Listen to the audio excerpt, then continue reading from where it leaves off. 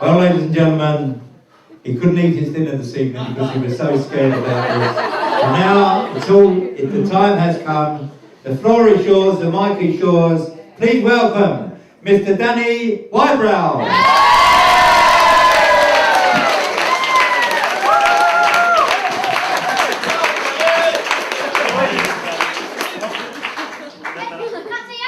Well, good afternoon, everybody. For those of you that don't know me, I'm Danny, Luke's older brother. And for those of you that do, well, I apologise. Well, firstly, on behalf of the bridesmaids, I'd like to thank Luke for his kind words. I'd also like to compliment Gemma on how amazing she looks today. And Luke, it pains me to say it, but you don't look too bad at all. Well, it's great to see that so many of Luke and Gemma's friends and family have all made it here today, as I know a lot of people have made sacrifices and have travelled a long distance to be here. It just goes to show what people would do for a free meal. Although to get Luke's friends here on time, I had to lie and tell him it was a free bar.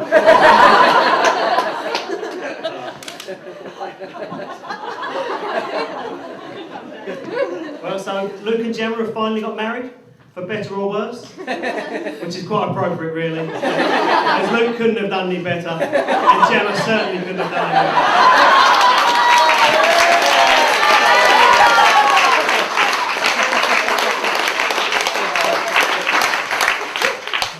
Well, watching Luke get married today is one of the many changes I've seen him go through in his life so far, and I've managed to dig out a few photos to show you some of the others.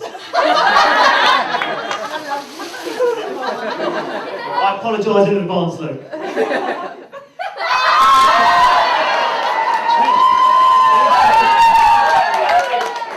As you can all see from this photo, Luke was quite a cute toddler. But as he's got older, some things haven't changed. Like his little tubby belly, and the lack of hairs on his chest. And Gemma, when you go on your honeymoon, I hope it doesn't embarrass you by wearing skin-tight shorts like this. Well now, unlike myself, Luke takes great pride in his hair. He has it cut and styled every 3 weeks. But that hasn't always been the case.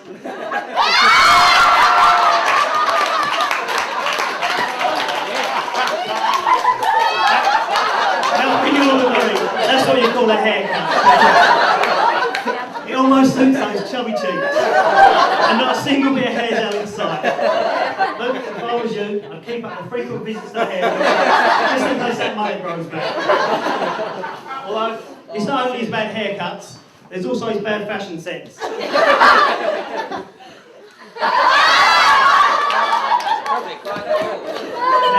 I think the less said about this picture, the better. And it was after wearing clothes like these that we had Luke's eyes tested, and we found out he needed glasses. And here's the proof.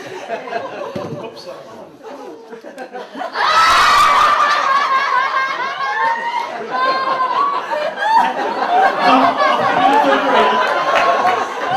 Glasses make most people look intelligent. But certainly not you, Luke. Unfortunately though, he ditched these glasses before he went to senior school. And here he is on his first day at senior school. Now notice the holes in his socks, which is typical Luke. Even when he's trying to look smart, he ruins it and ends up looking scruffy. And it wouldn't surprise me if he had holes in his socks here today.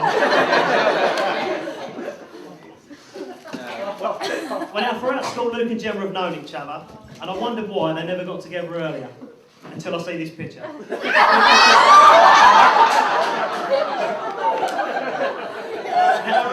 Now I think it was a combination of that centre parting in those teenage squads.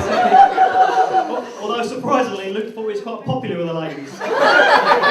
But not so with Gemma. The closest he got to her was to sit next to her in history, like we heard, and just copied her work. And he can't have even done that properly, as Gemma passed and Luke failed. In fact, it seems the only thing he did learn in history was how to annoy Gemma, which he still has a knack of doing today. Well, now as an adult, we all know Luke likes to drink. It just seems that You've seen this at the back, you're in Budapest. Now I think you can hear why Luke gets called a lightweight. And I think that's the only time you'll ever hear the words Luke, light, and weight in the same sentence.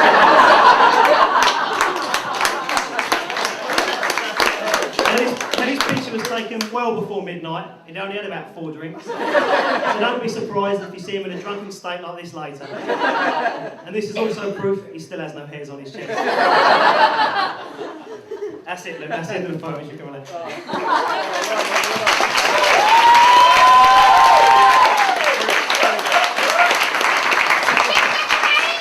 Well, in spite of all the changes Luke has gone through, there is one thing that stayed the same, and that's his honest, likeable personality.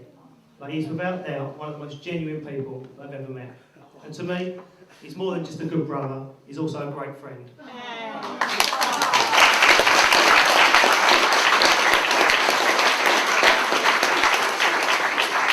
And Luke, it's been an honour to have been your best man here today, as I know both you and Gemma will have a long and happy marriage. Well, now, before I toast the happy couple, I'd like to mention 2 people who unfortunately couldn't be here today. And Gemma, that's your granddad Bill, and Luke, our mum. If they could have been here, I know they've both been very happy and very proud of the 2 of you. So now, can I ask you all to be upstanding? To toast the bride and groom and wish them all the happiness in their future. To Luke and Gemma. Well, I think that was some speech there, Danny. Well done. That comes straight from the heart.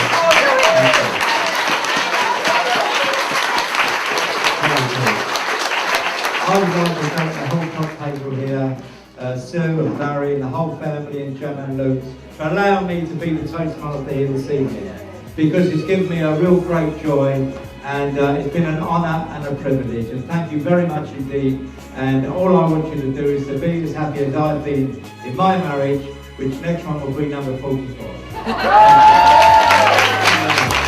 going to take advantage of my position and give the bride a gift.